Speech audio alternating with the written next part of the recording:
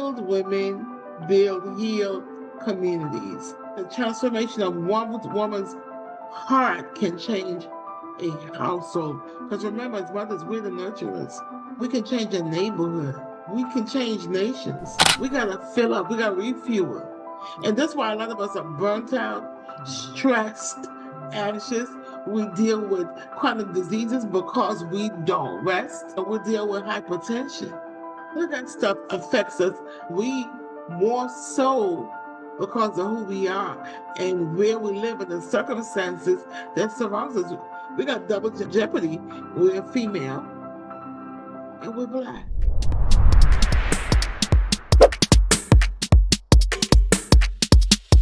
Hi, folks. It's another episode of Chatting with the Experts, where I speak with phenomenal women from Africa, from the Caribbean, and in the diaspora.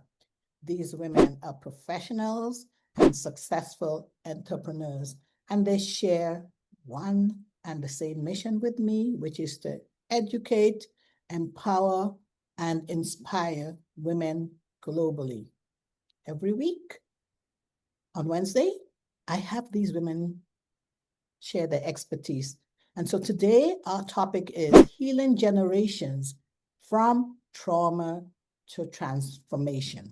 My guest, who will join me in a few minutes, is a nurse consultant. She's an author, and she's a coach passionate about empowering women to heal from generational trauma and to step into wholeness. As a founder of her wellness Nook and the Women in My Garden project, she creates spaces for storytelling, for sisterhood, and transformation. And through her books, she has helped women move from surviving to thriving through embracing self-love, purpose, and legacy. And with that, I welcome Karla Scipio to the show.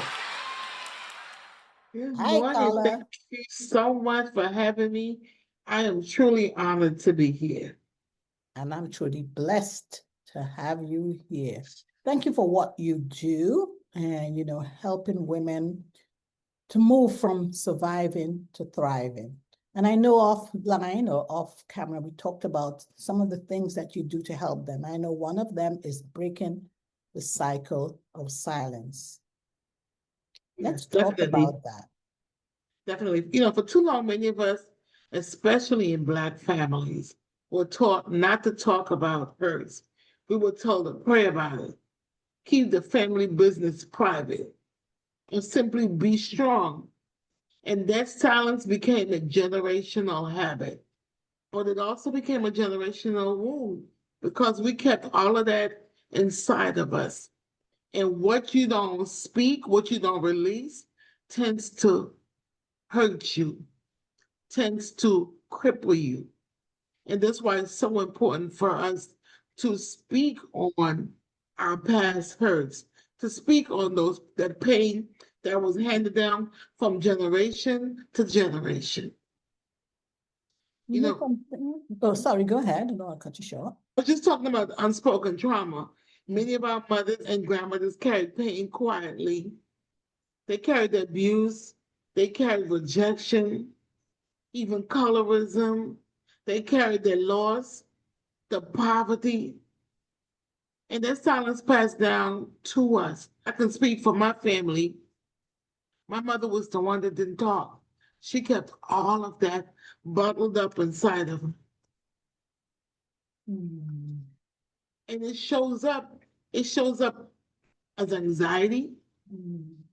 as distrust, Mhm. sometimes anger, definitely a lot of anger, and perfectionism. Mhm.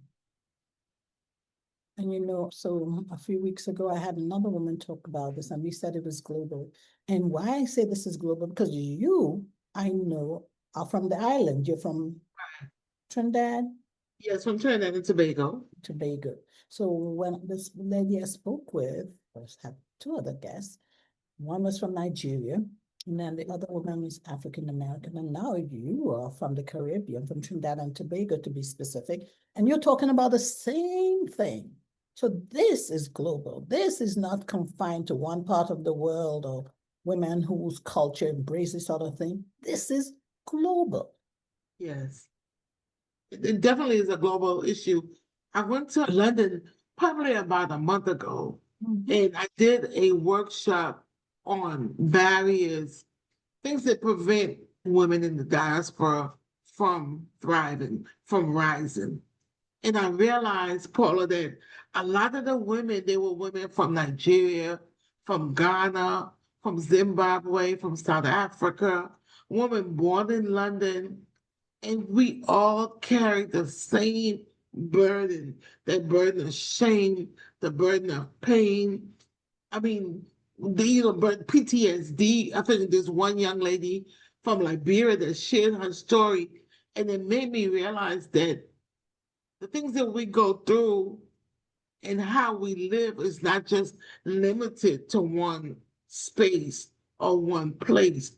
These things tend to unite us, and we need to speak on it. We need to be the change so the generations coming behind us wouldn't have to go through what we went through and what our ancestors went through. Absolutely. And that's why you mentioned earlier on that we talked about, we are talking about breaking the cycle of silence. And so, expand on how you feel that sharing our story, because as a people, we are very verbal. We're more verbal. Our history has shown that we carry down our tradition through, stories and so on. So why do you think we haven't been so vocal about sharing our stories, which is part of our culture anyway, sharing stories? And how does it come about? How does it bring about healing and strength collectively? Someone that knows me will tell you I believe in intergenerational conversations. I tell people I come from a family of storytellers. There were some members of my family, like my grandmother, for instance, that would sit me down and would share the family history with me. Then you had my mother that kept all of that stuff inside of her that didn't talk. And, silence comes with a cost.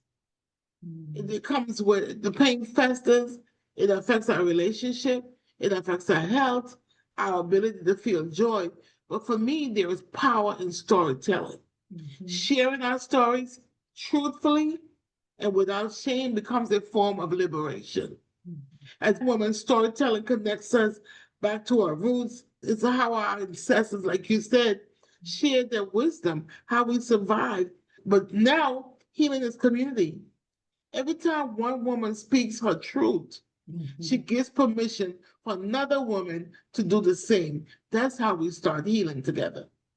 That's how we start healing together. Okay. And teaching women how silence keeps us stuck, how speaking out brings you healing. Because you learn that I wasn't the only person that suffered from incest. Why are my father so angry? Where did this alcoholism come from? We learn more. We realize that we have so much commonality, which gives us the strength to be in a safe space where we can be honest, truthful, and transparent. I'm not here to shoot you down. Your story gives me courage and inspires me to know that I can do this. If she did it, I can do it as well. And that's where the collective strength comes from, right? Right, from community. In community. So, together, two can do so much more than just one. Yeah.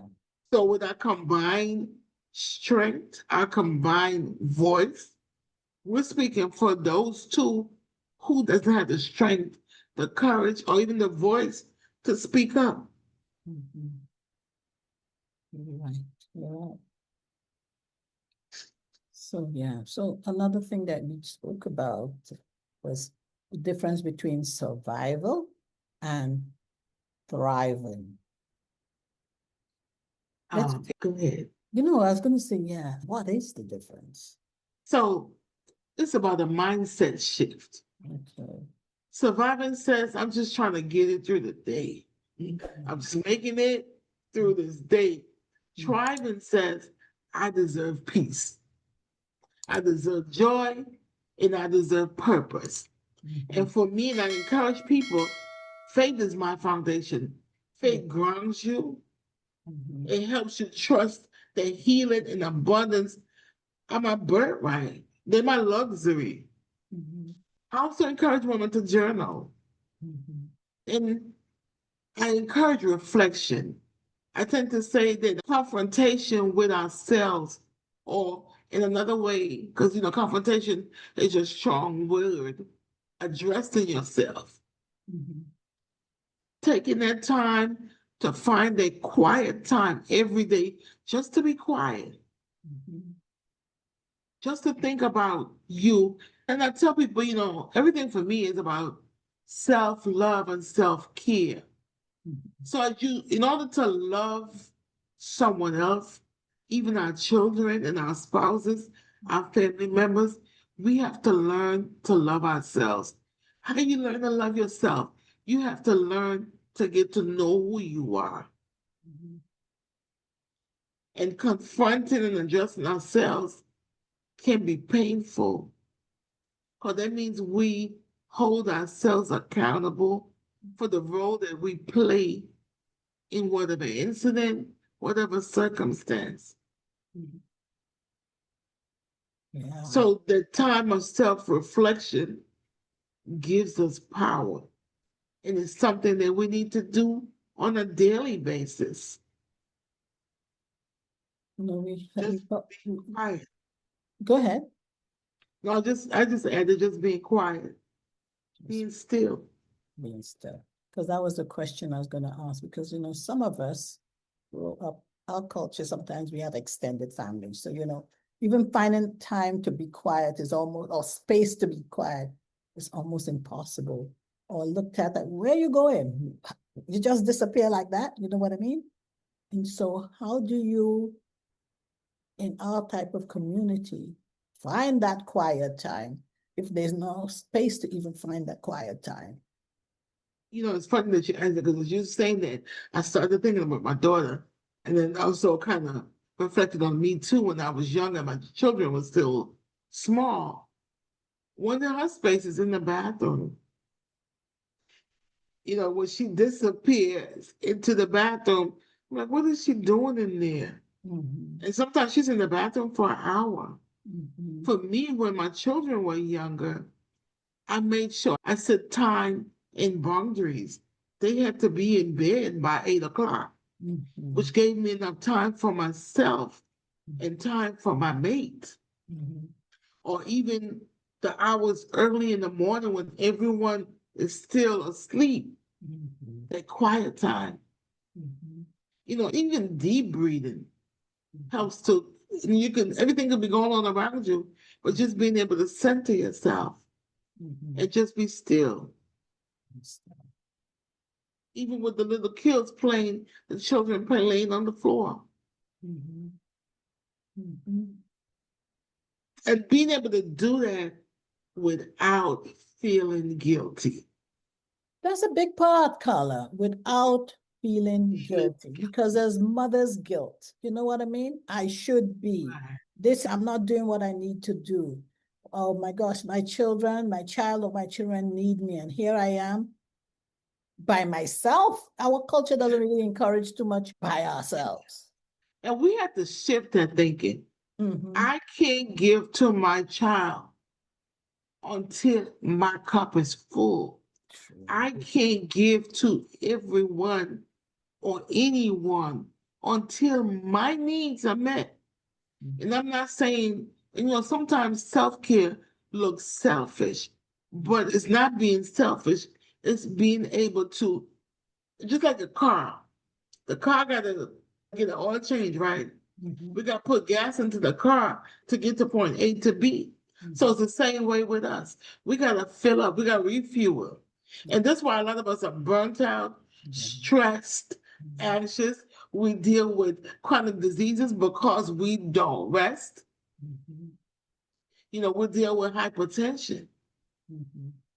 All of that stuff affects us. We more so because of who we are and where we live and the circumstances that surrounds us.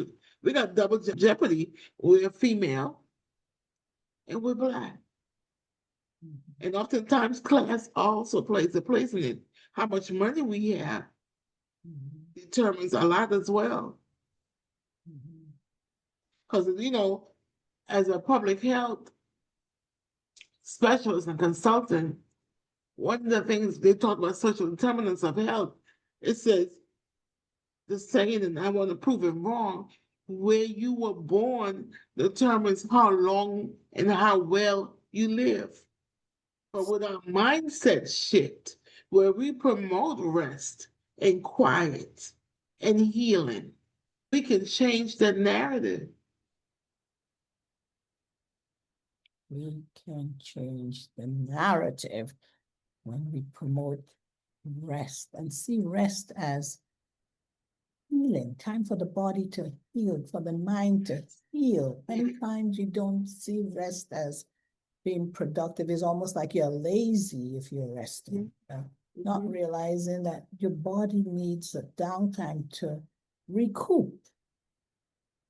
And as you rightfully said a few minutes ago, just like in the car, mechanical, it's not human, of course, has no life. You have to, the brake fluid, change your tires, you have to maintain the You got to car. work that car. You got to take care of the car, otherwise it's not going to last as long. And it's not going to take you from point A to point B. It's not going to do its job.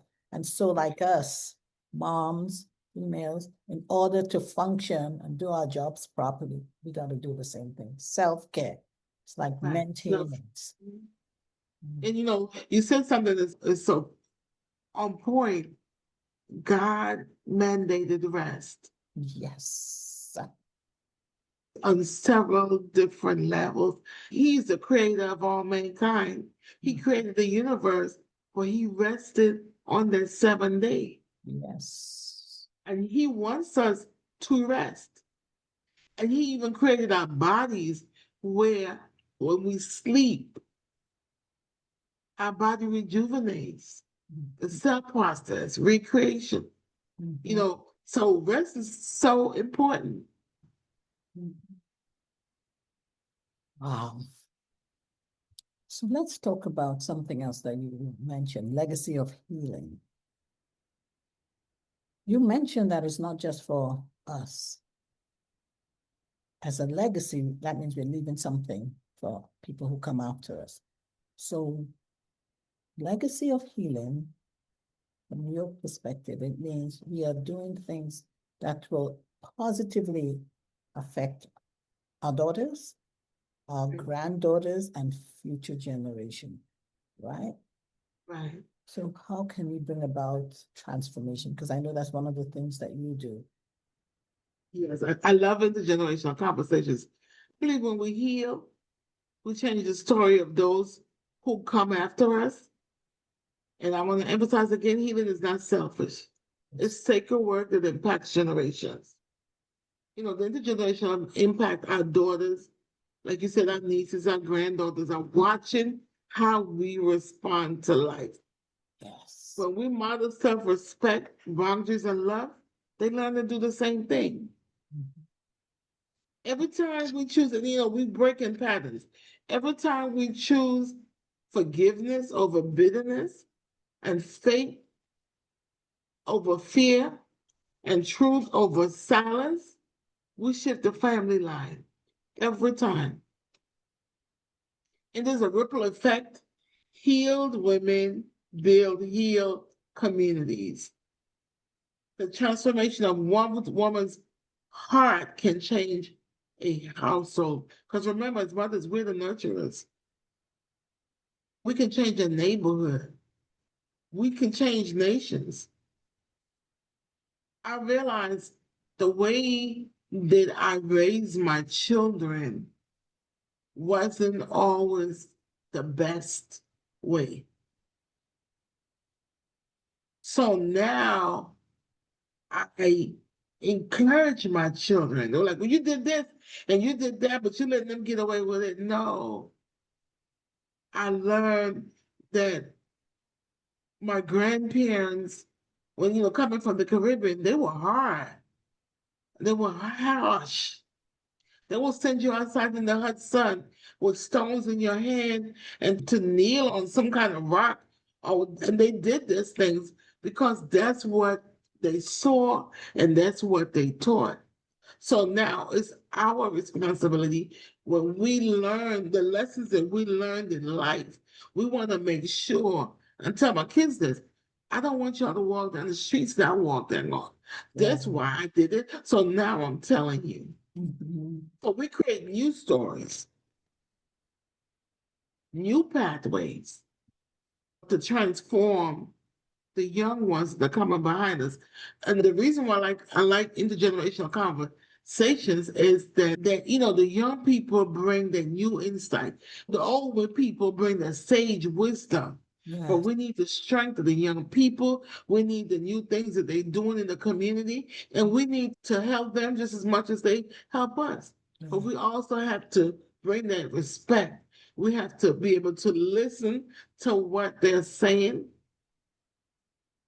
so they can also learn from us and we learn from them.